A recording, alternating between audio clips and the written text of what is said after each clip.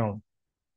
এখন আমি যে ভিসা অপশনস গুলো আম, আম, আলোচনা করব সেটা হচ্ছে পার্মানেন্ট রেসিডেন্সি ভিসাস, যেটাকে আমরা শর্টলি বলে থাকি পিআর।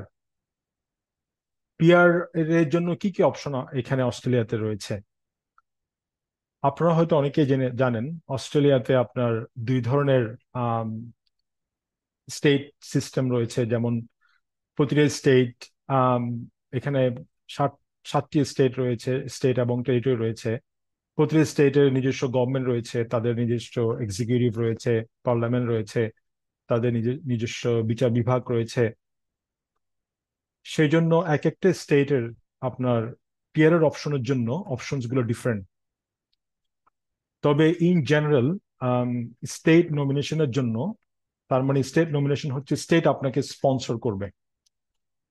আপনার কোয়ালিফিকেশনস দেখে, আপনার এক্সপিরিয়েন্স দেখে, আপনার ইংলিশ নলেজ দেখে স্টেটস আপনাকে স্পন্সর করবে যে আপনি পিআর জন্য অ্যাপ্লাই করেন। তো সেই ক্ষেত্রে পিআর অপশনস দুই ধরনের রয়েছে। একটা আমরা বলে থাকি যেটাকে বলা হয় 190 ভিসা, আরেকটি হচ্ছে 491 ভিসা। এগুলো হচ্ছে স্টেটের নমিনেশন, স্টেট নমিনেট করবে, স্টেট আপনাকে স্পন্সর করবে পিআর হওয়ার জন্য।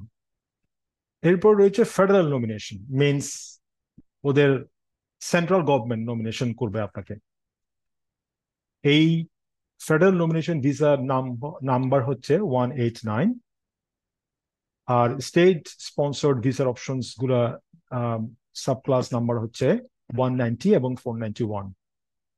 এই স্টেট নমিনেশন এবং ফেডারেল নমিনেশন বা স্পন্সর্ড ভিসা, দুটো ভিসাই হচ্ছে, দুই ধরনের ভিসাই হচ্ছে আপনার এই পয়েন্ট সিস্টেম।